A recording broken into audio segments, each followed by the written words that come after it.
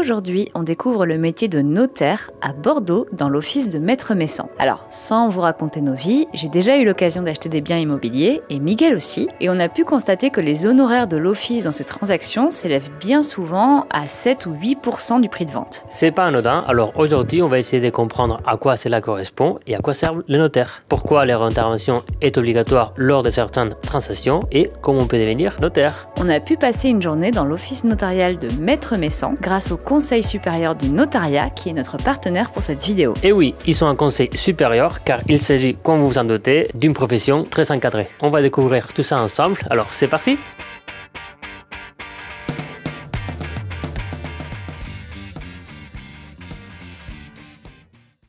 Je m'appelle Pierre-Jean Messan, je suis notaire à Bordeaux depuis 1994. La journée d'un notaire, ça commence tôt le matin, 7h30, 8h, le notaire est en poste. Il a besoin de préparer sa journée parce qu'en général, il va enchaîner des rendez-vous, des clients. Il va ou bien leur donner des conseils, discuter avec eux de leur situation personnelle, ou bien leur faire signer des contrats que on appelle des actes. Pour les clients, ce sont souvent des moments importants de leur vie. Le notaire accompagne ses clients dans des moments qui sont toujours des moments assez stratégiques, l'acquisition d'un bien immobilier, des décisions à prendre en matière de vie familiale, parfois des moments très douloureux. On accompagne les gens dans des successions, c'est-à-dire qu'ils viennent de perdre un proche et il faut régler des dossiers administratifs. Donc on a une vraie partie accompagnement des gens. C'est ce qui me passionne. Essayer de les alléger au maximum de toute cette partie administrative, réglementaire, très lourde, pour qu'ils puissent faire des choix en toute connaissance de cause. Comment devient-on notaire? Donc d'abord, il faut avoir un diplôme. Pour être diplômé notaire, il faut faire 5 années d'études universitaires, il faut avoir un master. Et une fois qu'on a ce master, on part ensuite en formation, en stage, pendant en général 2 ans. À l'issue de ces 2 ans, on a le diplôme de notaire. Ce diplôme de notaire vous permet de postuler à une étude, ou bien vous rachetez les parts d'une étude qui existe, ou bien vous avez aussi la possibilité, lorsque des études sont créées, d'être tiré au sort, puisque la loi nous a imposé de nouvelles procédures de tirage au sort. Et là, on devient notaire. Et une fois qu'on a fait ces études, est-ce qu'on peut évoluer? Est-ce qu'il y a d'autres formations tout au long de notre carrière? Alors, on a de toute façon une obligation d'avoir une formation continue. Voilà, il faut 60 heures tous les 2 ans de formation continue obligatoire. Et ensuite, il y a 2 directions aussi supplémentaires. On peut avoir des certificats de spécialisation qui existent. Et il y a aussi développés par la profession elle-même, des labels. Et vous pouvez suivre ces labels. Et donc, quand vous réussissez les examens qui sanctionnent ces labels, vous pouvez dire à vos clients que vous êtes titulaire du label, par exemple, notaire conseil des familles. Est-ce qu'on trouve du travail facilement en France quand on est notaire? On trouve du travail facilement parce que la profession est en développement. Je suis persuadé que quelqu'un qui est sur le marché du travail en tant que notaire aujourd'hui, il va trouver un travail très rapidement. Il peut devenir notaire salarié, c'est-à-dire qu'il va exercer dans une étude une fonction de notaire. Et à côté du notaire salarié, vous avez le notaire libéral qui est titulaire de son office ou qui est associé dans une société qui est titulaire de l'office. Mais en général, de toute façon, quelqu'un qui est diplômé notaire aujourd'hui trouve très facilement du travail dans le notariat. Alors je reviens sur la partie notaire libéral parce que avant cette vidéo, moi j'avais l'image de les notaires libéraux. En gros, ce sont des fils de notaires qui reprennent les offices de papa ou de maman. A priori, ça ne représente que 15, voire moins de 15% de la population des notaires, ces personnes qui récupèrent des offices familiaux. Du coup, est-ce que c'est devenu plus simple ces dernières années d'acquérir son propre office ou de devenir collaborateur dans un office notarial? Le fils ou la fille de notaire qui devient notaire, c'est là aussi une image qui date de l'époque où on signait les actes à la plume d'oie. Donc c'est un cliché. C'était vrai. Ça l'est plus du tout. Aujourd'hui, vous avez quand même des choses qui ont changé. Pour devenir notaire libéral, vous avez plusieurs possibilités. Vous avez d'abord quelque chose qui a beaucoup changé, qui est la création massive ces dernières années d'offices notariaux. La loi a décidé, derrière l'avis de l'autorité de la concurrence, de créer un certain nombre d'études. On parle de plus de 2000 études qui ont été créées quand même. Et ensuite, comme on est nommé, il suffisait de déposer des dossiers, d'horodater, et ensuite, on était tiré au sort. Et donc, ça veut dire que des gens qui n'ont, on va dire, aucun apport financier de quelque nature que ce soit, ils déposent leur dossier sur un site internet, ils sont tirés au sort et ils sont notaires. Donc ça veut dire qu'il y a eu un bouleversement. Deuxième bouleversement, c'est qu'à l'époque, Quand on voulait devenir associé, on pensait devenir associé à égalité avec les autres. Et on disait, on est deux, il y en a un troisième qui arrive. Ah bon, donc le troisième, il a forcément un tiers des parts. Chacun était un tiers, un tiers, un tiers. Il y a aujourd'hui des niveaux d'associés différents, même dans les libéraux. Vous avez des associés qui peuvent être des associés seniors, qui sont là depuis longtemps. Et puis, il faut un peu amener des forces vives, et on fait entrer des associés juniors, qui vont prendre peut-être 10% du capital aujourd'hui, et puis 10% dans 10 ans. Et donc, ça permet à des jeunes de monter. Ça leur permet aussi de solliciter des emprunts moins importants et plus faciles à étaler. Et donc aujourd'hui, il y a quand même une facilité qui a été apportée à l'arrivée de beaucoup de nouveaux notaires dans le notariat. On était 10 000 il y a 7-8 ans, on est 17 000. Le notariat a été quand même revivifié par ces 10 dernières années et toutes ces modifications qui sont intervenues. Alors, combien on gagne quand on est notaire ? La rémunération d'un notaire, c'est 200 000 € par an. Il faut corréler ça à deux choses, au travail effectué et aux responsabilités engagées. Il faut que vous sachiez d'abord qu'un notaire, c'est en moyenne 70 heures de travail par semaine. Et ensuite, nous sommes la seule profession qui assurons aux clients une garantie à 100% de nos actions. Si l'assureur dit non, moi je ne prends pas en charge, les notaires eux-mêmes, les 17 000 notaires, garantissent le client qu'il sera dédommagé. Et puis la troisième chose, c'est que nous assumons une mission de conseil et de transmission d'informations juridiques de premier niveau à beaucoup de gens. Exemple, il y a beaucoup de gens, moi, toutes les semaines, qui viennent à l'étude, qui prennent rendez-vous. Je vais passer 1 heure avec eux et à la fin, ils me demandent combien je vous dois. Et la réponse, c'est rien. Pourquoi ? Tout simplement parce que le notariat a, à côté de son service libéral, un service public. Et ce service public, c'est l'accès aux droits de premier niveau. Cette rémunération me permet de ne pas facturer ces rendez-vous parce qu'il y a des gens qui doivent venir pouvoir poser des questions sur leur vie quotidienne et qui n'ont pas toujours les moyens de verser le taux horaire auquel un notaire travaille.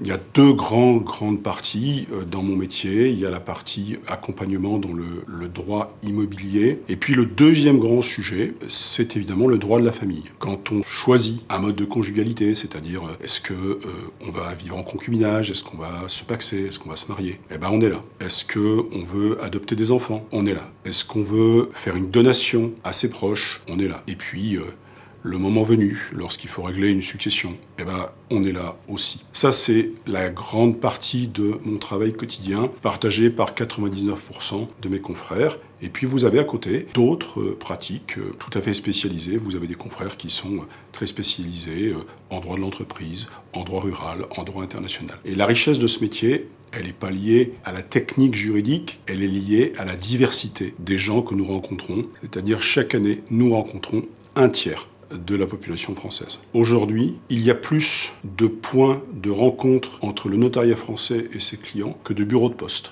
Nous sommes aujourd'hui le service de proximité le plus présent auprès de tous les clients. C'est quelque chose dont nous sommes très fiers et nous y tenons absolument et nous faisons tout pour ce que nous appelons dans notre jargon le maillage territorial persiste. En général, le notaire noue avec ses clients une relation personnelle assez forte. Il y a des gens qui me font l'honneur d'être mes clients depuis près de 30 ans. Ce sont des gens avec lesquels j'ai grandi, j'ai vieilli, je connais leurs enfants. On a évidemment des relations qui sont extrêmement personnelles. On a un métier qui est un métier fondé sur la confiance. Alors évidemment, après, comme dans tous les métiers, il y a des parties qui sont moins exaltantes. Aujourd'hui, il faut que vous sachiez qu'on a une masse documentaire à traiter qui a pris une ampleur considérable. Pour vous donner une idée de l'explosion de la masse documentaire qu'on a à traiter, j'ai commencé ce métier. Un acte de vente, c'était composé de 2 parties. L'acte en lui-même, sa rédaction, c'était 12 pages. Et il y avait 2 ou 3 pièces qu'on appelait dans notre jargon annexes. Ça, c'était en 1988, il y a longtemps, au siècle précédent. Aujourd'hui, un acte moyen, c'est 35, 40 pages et 30 annexes. C'est pas la partie la plus réjouissante, mais ça fait aussi partie des contraintes qu'il faut connaître. Et quand je poserai le stylo, un de ces jours, même si on n'a plus beaucoup de stylos aujourd'hui à l'heure du numérique, mais quand je poserai le stylo qui me reste, ce qui me restera du métier, c'est ça. C'est cette forte relation humaine que j'ai rencontrée tout au long de ces années. Tout à l'heure, vous avez évoqué le fait qu'en fait, vous êtes là à des moments charnières de la vie des gens. Donc, est-ce qu'il n'y a pas une petite partie psychologie dans votre métier ? Alors, j'ose à peine vous le dire, mais vous connaissez la série En thérapie, bien sûr.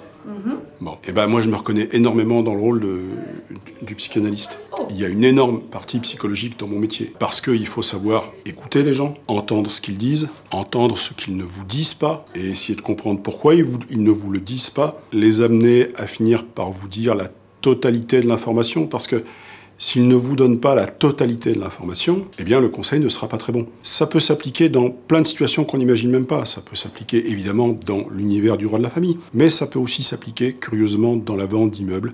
Par exemple, est-ce que quelqu'un donne plus d'argent que l'autre? Eh bien parfois on vous le dit pas. Et pourquoi on vous le dit pas? Eh bien il faut accompagner les gens. Vraiment cette dimension approche psychologique de la personne qu'on a en face de nous, pour moi c'est ce qui fait le cœur de mon métier. Ce qui est assez surprenant, c'est que contrairement à ce qu'on peut parfois croire, la loi qui est écrite ne suffit pas. Et vous avez des structures qui passent à côté, au-dessus, en dessous de la loi. Et il faut le savoir. Donc il faut faire avec ces règles non écrites, et qui pourtant existent. Et quand on ne connaît pas ces règles non écrites, bah, évidemment c'est beaucoup plus compliqué. Quand on est jeune, c'est même extrêmement déstabilisant.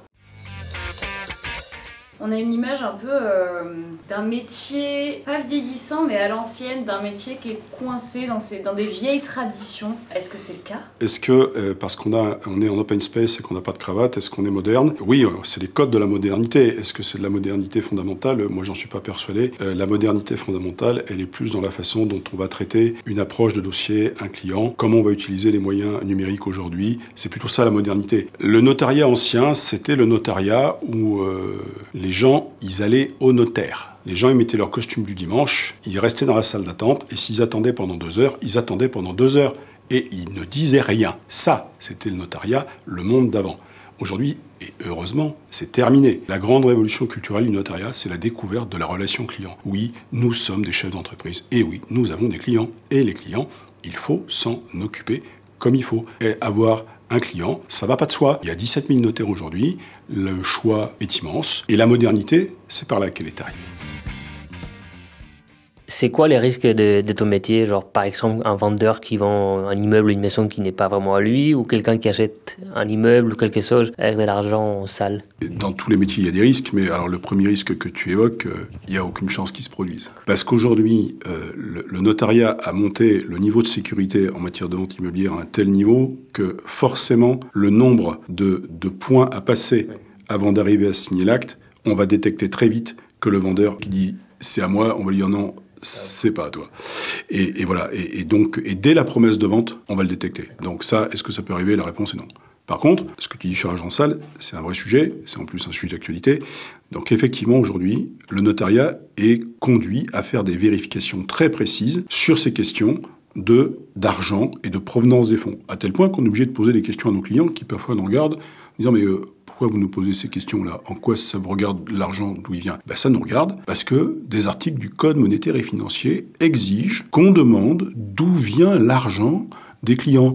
Est-ce que c'est de l'argent honnêtement gagné, économisé, ou est-ce que c'est de l'argent qui provient de trafic ou de choses un peu plus douteuses? Si par hasard tu fais pas attention à ça, si tu poses pas les questions, eh ben les pouvoirs publics peuvent venir te voir en disant « dites donc, maître machin, votre client là, il a acheté avec de l'argent sale, vous n'êtes pas posé la question ». Vous n'avez pas fait les signalements nécessaires, donc c'est vous qui allez être sanctionné. Et on est sanctionné pénalement.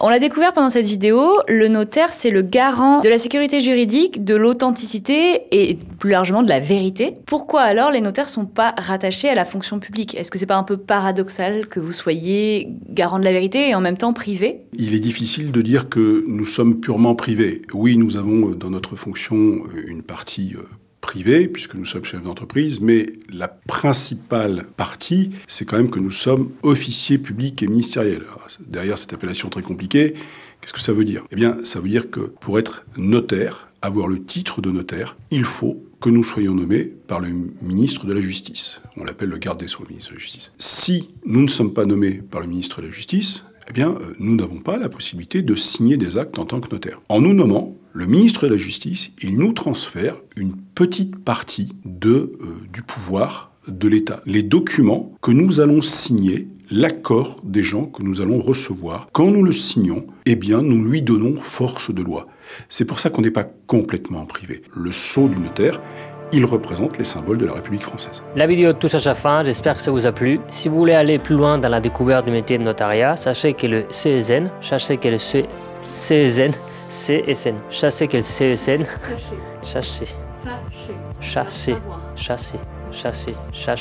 Bon, tu dis cette partie-là. Si vous souhaitez aller plus loin dans la découverte du métier de notaire, sachez que le CSN, Conseil supérieur du notariat, propose des ressources en ligne sur leur site notaire.fr. Vous verrez, ils ont un onglet « Le rôle du notaire » bien en évidence sur leur site, avec une documentation extrêmement riche. On vous met bien sûr le lien en bio de cette vidéo. Vous pouvez également les retrouver sur les réseaux sociaux, LinkedIn, Instagram, Twitter, Facebook et YouTube. Pour ceux qui ont aimé la vidéo mais qui ne se voient pas devenir notaire, on a peut-être quelque chose pour vous. En effet, dans un office notariel, il n'y a pas que des notaires. Intrigué? Allez regarder la deuxième vidéo dans laquelle vous allez découvrir tous les métiers dans l'office notarial. On vous dit à très vite pour de nouvelles découvertes métiers. À bientôt!